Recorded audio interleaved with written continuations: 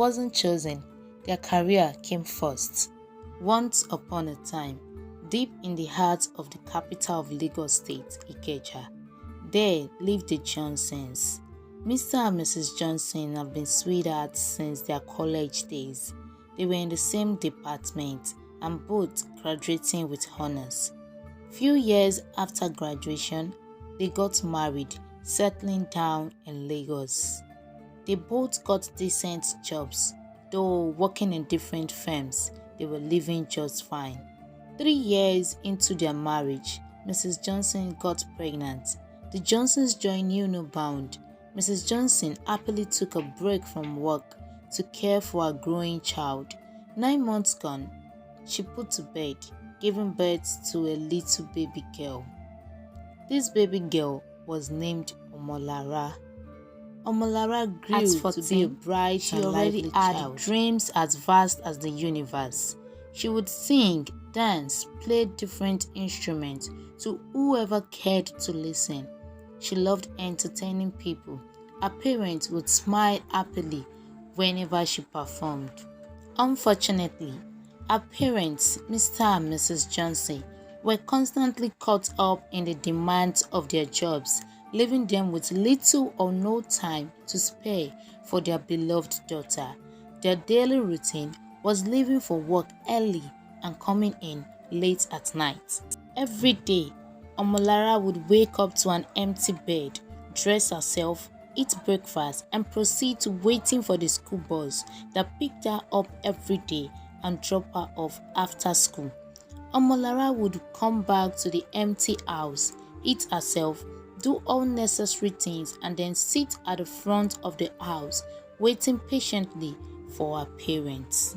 Omolara's parents worked long hours every day, struggling to make ends meet and provide a comfortable life for their family. Their work required undivided attention and dedication, leaving them with no choice but to prioritize their careers over spending quality time with their daughter. The consequences of their absence began to mount, gradually taking a toll on Omolara's emotional well-being. Omolara, who was once a bright and lively child, became cold. She wouldn't dance, sing, or perform to anyone. She kept her emotions bottled up deep within her. Feeling lonely and neglected at home, Omolara's parents made the difficult decision to send her to a prestigious boarding school in the hopes of providing her with a better education and a supportive social environment. However, they were oblivious to the challenges she would face in the hands of unfriendly peers.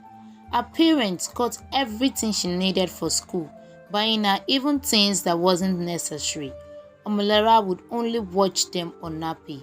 This isn't what she needed. She needs the warmth of her parents, the attention and affection, but right now, they were pushing her away. From the day Omolara stepped her foot into the boarding school, she became an easy target for bullying. The other students, driven by their own insecurities and need for power, sought to prey upon her vulnerability and innocence. They teased her relentlessly, mocked her appearance, and undermined her abilities. Every day became a nightmare for Omolara, haunting her like the chilling wind of winter.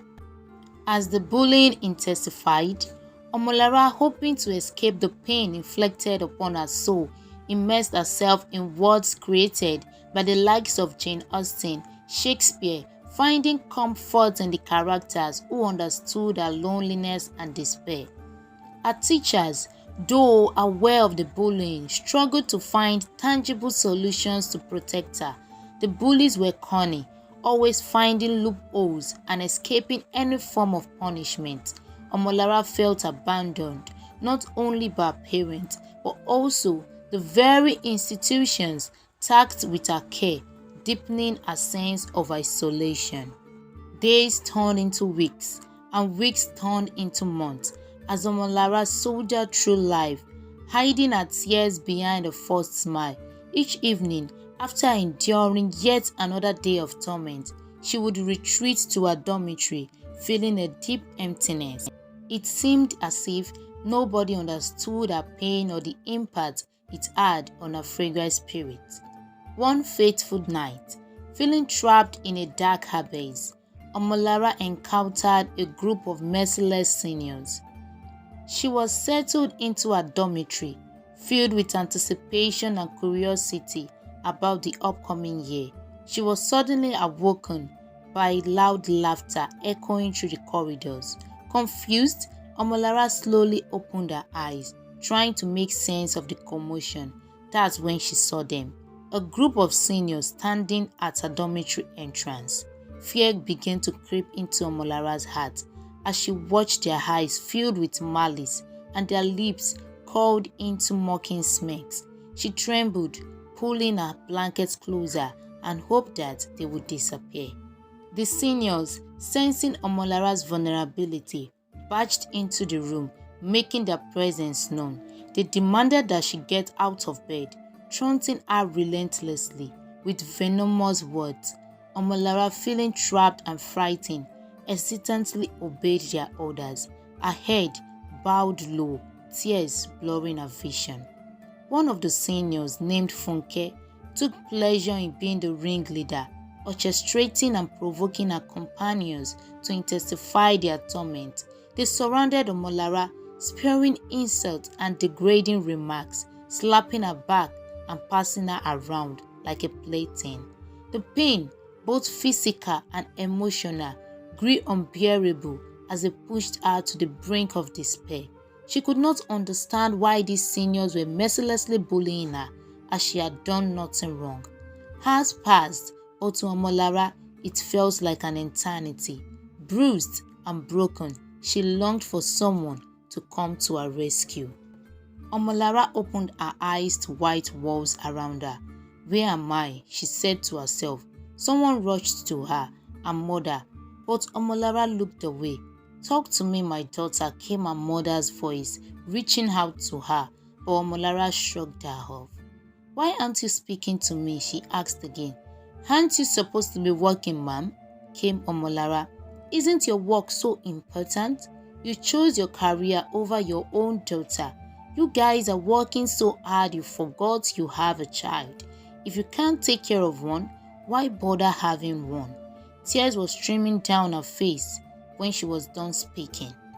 Mrs. Johnson was also crying, with her head bowed down in shame. She was speaking the truth. She and her husband neglected their daughter while struggling to make ends meet. They chose their career over their little one. She felt guilty. "I am sorry," she said, sniffing. "I will ensure those seniors face appropriate consequences for their actions." Omolara could only cry. Her mother drew her into her embrace. Finally, she would be spared from further torment, finding solace in the presence of her parents.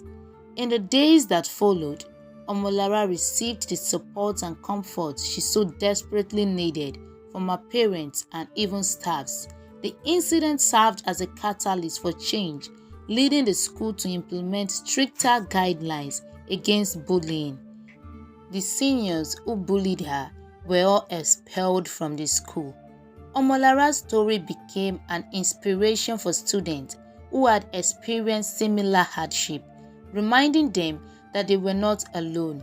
Though the scars left by that horrific encounter would take time to heal, Omolara refused to let it define her.